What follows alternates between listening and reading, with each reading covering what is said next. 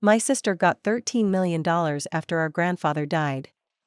My mom threw a huge celebration and said, "You were always the disappointment."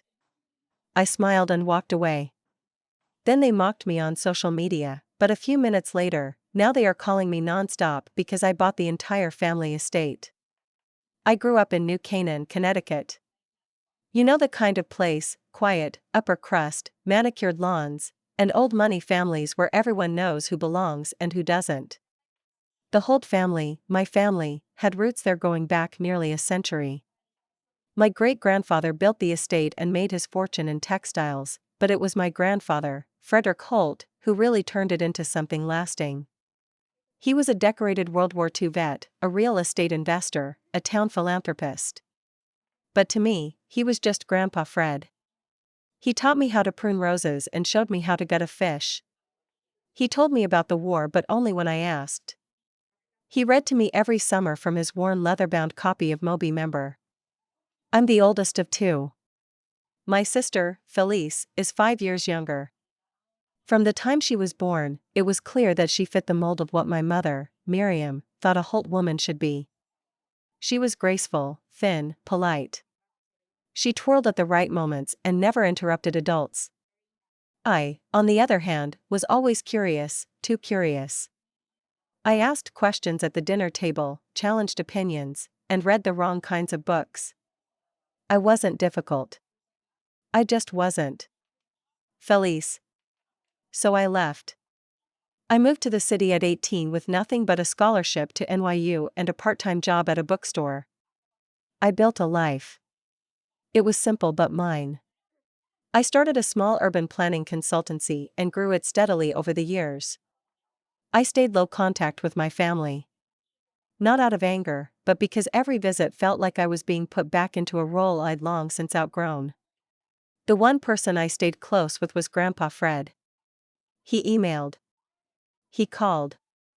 He even visited my tiny apartment in Brooklyn, where he sat on a folding chair in my kitchen drinking diner coffee and saying, "You know, this is more peaceful than that mausoleum of a dining room we have back home."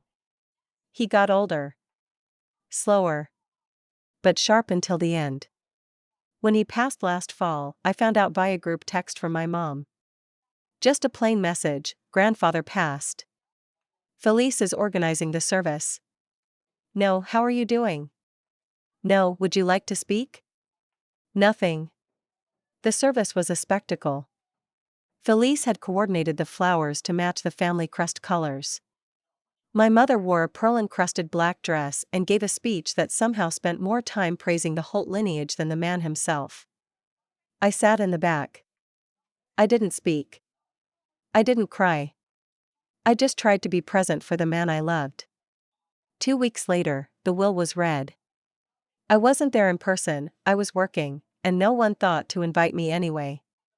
I got a call from my grandfather's old lawyer.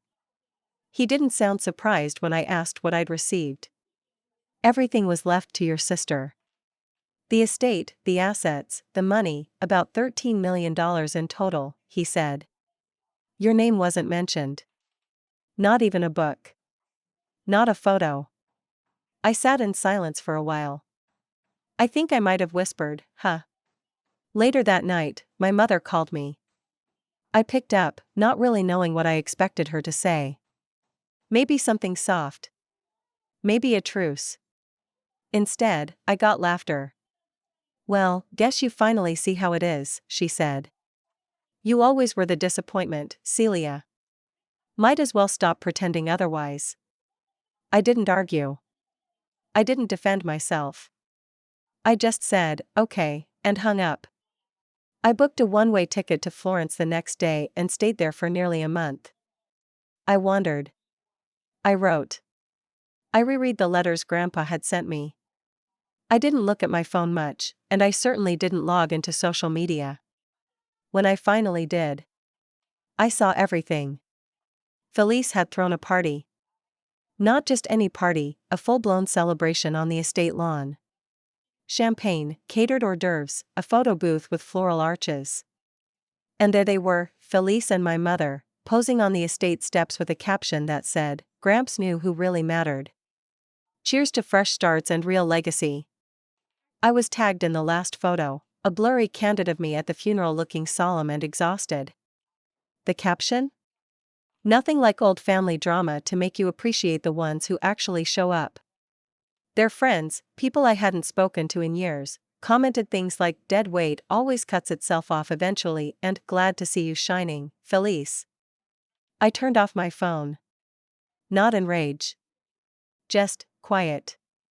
But I hadn't told anyone what Grandpa gave me. A year before he died, he'd handed me a box. Just an old wooden box with a key inside and some papers. A trust. Set up quietly, never mentioned in the will. It didn't give me money, but it gave me something better, power. Specifically, the right of first refusal on any sale or development related to the estate. And veto power, final say, over any transfer of ownership. I didn't think much of it at the time. I figured I'd never use it. But now? Now it was everything. I didn't have $13 million. But I had something else, a business I could sell, clients who believed in me, and a reputation in the urban planning world that actually meant something. Over the next 3 months, I sold my consultancy for a modest but strong sum. I reached out to 2 former clients, developers who specialized in historical property restoration. I proposed an idea: convert the Holt estate into a public cultural and historical center. A private-public hybrid. They were interested.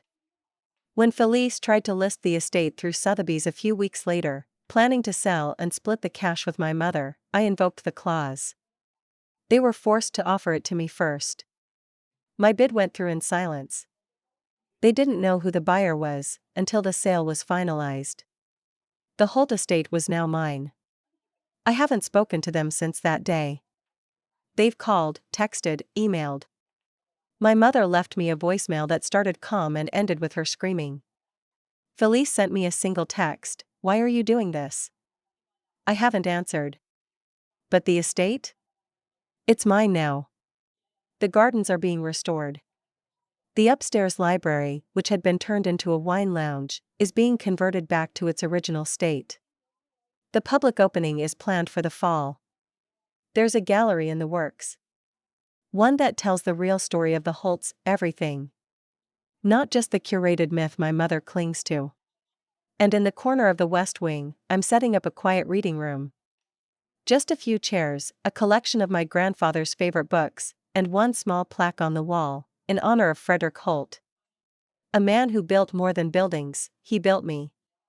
I visit the estate nearly every weekend now, even though I still live in the city. The commute from New York to New Canaan is easy, almost meditative, about an hour and 15 minutes if the traffic plays nice. That stretch of I-95 always used to feel like a weight pressing down on my chest, but now? It feels like reclaiming something. Each mile puts more distance between who I was and who I am becoming. Every time I pull up the long gravel drive, something different strikes me. The way the light hits the old stone facade just before dusk. The smell of wet grass after a storm. The silence, thick, familiar, and nothing like the absence I used to associate with being home. It's alive now. I think I am too. The restoration team is respectful. They call me Ms. Holt, and I still flinch a little every time. Not because it's not my name, but because I never thought I'd grow into it. They're currently working on the East Wing, which was gutted back in the early 2000s to make way for what Felice once described as a luxury yoga retreat center. She never got around to it, but the walls still had outlines where she'd started installing light fixtures. We're repurposing that wing now as a local artist's residency. A few of the artists are young women from underserved areas in Bridgeport and Stamford. I've been quietly funding some of their projects through a new grant under my firm's name. There's something so powerfully healing about creating space for others. Especially in a place that once tried to erase you. Felice and my mother have gone radio silent, for now. I blocked them on everything except email. They still try. About once a week I'll get something with a subject line like urgent family matter or please respond. The content usually ranges from accusations of manipulation to guilt-tripping about stealing what's ours. One email, from Felice just last week, read, "I don't know what you think you're proving by doing all this, but if Grandpa really wanted you to have everything, he would have said so in the will. You always twist things to make yourself look like the victim. You've made this whole thing into a spectacle, Celia. I hope it's worth it." No greeting. No sign off. I didn't respond. What could I possibly say that would land? She's never known how to speak my language. I'm not sure she ever tried. And yet, part of me still wonders if she believes her own narrative. That she was meant to inherit everything because she deserved it. That I am cruel simply for existing with my own truth. Our mother definitely believes it. She's held on to that story like a rosary for as long as I can remember, the pretty daughter and the difficult one. The heir and the spare. But truth has a way of outlasting lies, even when it shows up quietly and late to the party. The local paper ran a story about the estate's upcoming public launch. They called it The Return of the Hidden Holt, and to be honest, I laughed. It was a little too poetic. But people are noticing. I've gotten messages from former classmates, distant cousins, even 2 ex-boyfriends. One of them told me he was proud of how I reclaimed my legacy. That one made me chuckle. I don't remember him ever caring about legacy when he ghosted me for a girl in marketing. But the strangest part has been the messages from people I don't know. Women, mostly. A few men. They say they saw the story, or heard a friend mention it. That they've been the disappointment in their own families, the one everyone underestimated, the one who walked away, and that maybe now, they're thinking of walking back. I don't know how to explain what it feels like to go from being erased to being seen. It doesn't feel victorious or glamorous. It feels like finally being able to exhale after holding your breath for years. There are still rooms in the house I haven't touched. The upstairs parlor, for example.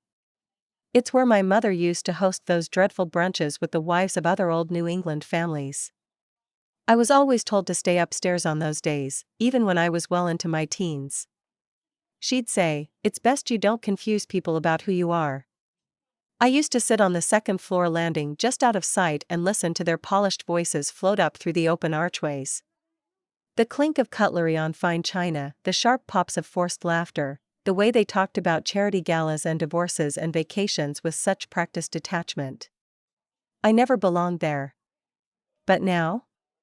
That room is going to be turned into a small, rotating exhibit on women of the Holt lineage, yes, including the ones who didn't fit the mold.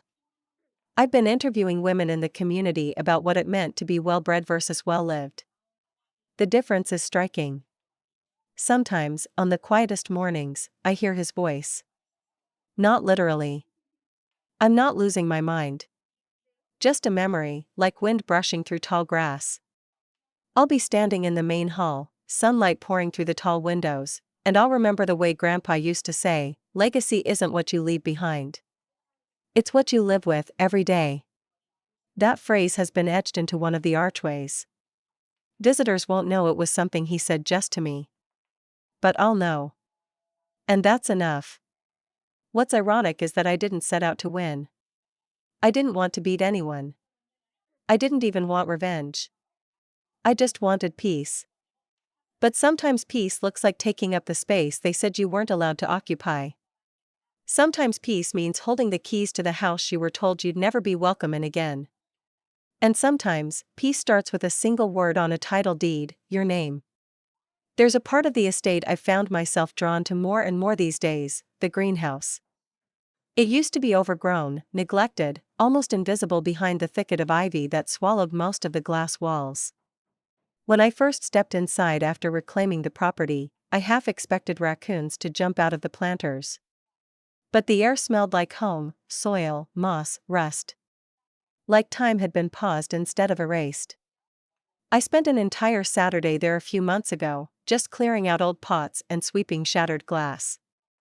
I found one of Grandpa's old gardening notebooks in a locked drawer beneath the potting bench, still legible despite the damp. Inside were his sketches of plant beds, notations on seasons and yields, even pressed petals from orchids he'd tried to hybridize in the late 80s. I hadn't even known he was interested in orchids. That's the thing about him. He had these entire worlds within him that he never felt the need to advertise. He never needed to be the loudest in the room. He taught me that silence wasn't emptiness, it was where you could actually hear yourself think. I've started bringing in volunteers from the local botanical society. A few college students from Yukon help on the weekends. We're turning the greenhouse into a community space, part conservatory, part hands-on classroom. We'll grow herbs and vegetables that will be donated to nearby food programs. The idea is to make this place useful again, not just picturesque. That's a theme I've returned to again and again: usefulness. Growing up, it always seemed like everything in my family existed to be seen rather than experienced. You didn't sit on the velvet chaise, you pointed it out during the house tour. You didn't read the antique books, you used them to stage a mantelpiece.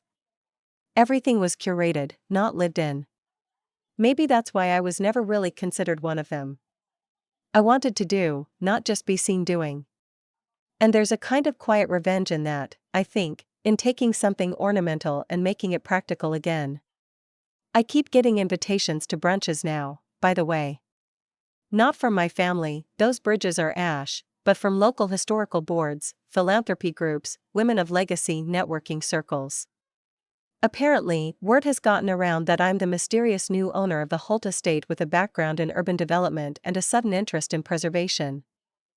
I went to one last weekend. It was in a historic home over in Ridgefield. Well decorated, full of women with sharp eyes and sharper small talk. The kind of place where your handshake is measured by both pressure and intent. A woman named Margaret came up to me near the end. She must have been in her 70s, dressed immaculately, with a pair of reading glasses dangling from a jeweled chain. She said, "You know, I used to visit the Holt estate when I was a girl. For garden parties. I remember your grandfather. Always had a story about the war. And lemonade that tasted like it had real lemons." I smiled and said, "It did. He grew them himself. Kept the tree inside during winter." She laughed, nodded. "That's right. I think he let me pick one once." There was a beat, and then she said quietly, "You know, they always thought you were the strange one. But I always thought you were just unbothered." Unbothered. I'd never heard it put like that before. Not difficult, not angry, not standoffish. Just unbothered. It stayed with me. I've started meeting with a documentary filmmaker, too. She reached out after reading about the estate's transition in an architectural magazine. We've been recording interviews, not just mine, but members of the community who worked on the estate over the years. Groundskeepers, cooks, seasonal staff. One woman remembered when I used to sneak into the kitchen to steal cornbread muffins and how I always left a drawing behind as payment. Felice wouldn't remember those things. My mother certainly wouldn't. But they happened. The filmmaker, her name's Juno, is gentle with her questions. She never pushes. She's more interested in capturing the textures of memory than framing a narrative. I appreciate that. We were sitting in the garden just last week when she asked, "What do you think your grandfather would say about all this?" And without even thinking, I said, "He'd say, about time." Because he knew. He always knew this family would implode under its own weight. That the performance couldn't last forever. That someone would have to pick up the pieces, not to preserve the illusion, but to start fresh. To build something real. I'm not naive. I know the money changed everything. If I hadn't been able to find the funding, to close the deal, to outmaneuver the legal protections my mother and Felice thought were ironclad, this story would have ended differently. Maybe I'd still be living in Brooklyn, still nursing the hurt of being forgotten, still scrolling past those mocking photos on social media and pretending I didn't care. But that's not how it turned out. And now that I'm here, I'm beginning to understand something else. This estate, this family history, this whole tangled web, it isn't just mine to reclaim. It's mine to redefine. To open up. To make better. That's the real inheritance. Not the land, not the money, not the legacy as it was handed down, but the chance to do something different with it. And I intend to take it. There's been an odd peace in the stillness that's come with this new chapter of my life, even with the chaos that hums just beneath it. Every day I wake up and there's a new email to sift through, most of them related to restoration updates, donor proposals, local collaborations. But now and then, I'll see that familiar name pop up in the inbox, Felice Holt. She's persistent in a strangely rhythmic way. Every third or fourth day, a new message arrives. Sometimes it's bitter. Sometimes it reads like she's almost sorry. Lately, it's been more performative, a soft pleading, laced with superiority, like she's still trying to reassert a role she no longer has any real claim to. The last one said, "You've made your point. Fine. But you don't have to freeze us out completely. Grandpa would have wanted us to stick together, even now. This has gone far enough." No apology. Just expectation. Entitlement with a new coat of politeness. I didn't respond. I don't respond to any of them, not because I want to punish her, but because I genuinely don't believe she knows how to speak to me without talking down. Still, I find myself reading them more than once, trying to find some sliver of recognition in her words, something that says she understands what this did to me, to us. But there's nothing like that. Just the thinnest veil of self-preservation dressed up as reconciliation. Meanwhile, my mother has gone quiet. I assume she's angry, probably humiliated. She built her whole image on being the matriarch of the Holt family, the curator of our myth. For years she clung to that identity like a crown. But now? Now I imagine her looking at a newspaper article or a local blog post and seeing my name, not Felice's, being cited as the new force behind the estate. Seeing the words heritage conservation, community outreach, and transformation beside Celia Holt must be unbearable to her. I sometimes wonder if she ever really loved the estate at all, or if it was just another prop in her performance. Another piece of evidence she used to convince herself she mattered more than she feared she didn't. I remember once, when I was maybe 13, I overheard her telling one of her bridge friends that Celia doesn't quite know how to belong to the family brand. That phrase stuck with me, the family brand. Like we were a corporation, and I had flunked my employee evaluation. Now, decades later, I suppose I'm redefining that brand entirely. Or maybe I'm burning it down. I haven't decided which yet. But not everything has been about the past. There's a quiet joy in the future I'm building. Take the third-floor rooms, for example, the ones that used to be off-limits to me growing up. My mother kept them locked, claiming they were too delicate for children. Of course, that only made me want to explore them more. I finally had the keys now, and when I opened them again, I found faded wallpaper, old dollhouses, trunks of long-forgotten linens, and in one corner, a broken easel covered in a white sheet. It wasn't until I looked underneath that I realized it was my grandmother's. She died when I was very young, barely 5. I barely remember her face, but I remember her voice, a low humming sound that followed me around the garden like a lullaby. I had no idea she painted. There were stacks of canvases in the closet, landscapes, mostly. The estate in all its seasons. And people. One of them was unmistakably me, sitting on the lawn in a yellow dress I only vaguely remembered. I couldn't have been older than 4. She'd painted me with a kind of softness I never saw in any photo my mother had ever taken. That room is now being turned into a memorial gallery, too. For her.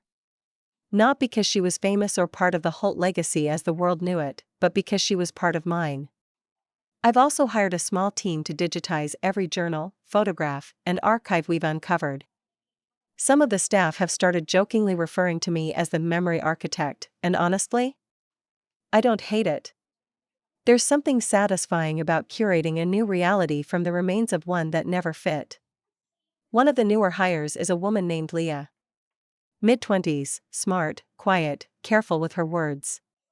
She grew up in Norwalk and said she always admired the estate from afar, never imagining she'd one day work inside it. We got to talking over lunch last week, just sandwiches in the garden, and she told me something I haven't been able to stop thinking about. She said, "You know, I think what you're doing here matters because it shows that history doesn't have to be perfect to be worth preserving." That landed deeper than she probably meant it to. Because for so long, I believed I had to either forget everything or forgive everything in order to move forward. But maybe neither is true. Maybe the trick is to remember exactly how it was, and then build something better from the ashes. Every day the estate becomes less of what it was and more of what it's becoming. There are cracks in the walls, but also light coming through them. There are bruises in the foundation, but also new growth, ivy, lavender, rosemary creeping up the brick like it's reclaiming the space in its own time. And me? I'm still figuring it out. Some mornings I wake up and feel utterly at peace. Other mornings, the ache of what I was denied still tugs at me, a quiet grief for the family I never really had, no matter how much I wanted one. But I keep going. I water the plants. I read the archives. I write letters to people who'll never read them, my grandmother, my grandfather, even myself at 16, sitting alone on that second-floor landing, wondering why she always felt invisible. If only she knew. She wasn't invisible. She was just early. There's something strange about revenge when you never really planned it. When it's not this dramatic plot you hatch, but a quiet inevitability that unfolds because you chose healing over bitterness. And yet, here we are. I didn't intend for it to end this way. But it did. Word started to spread last fall that the Holt estate was being nominated for a state preservation award, something about cultural impact, architectural integrity, and modern community engagement. I didn't push for it. Someone on the state council visited during one of our open house weekends and submitted the nomination. I found out about it through a congratulatory email from the Historical Alliance. But that nomination did something I hadn't anticipated. It put the estate back on the map.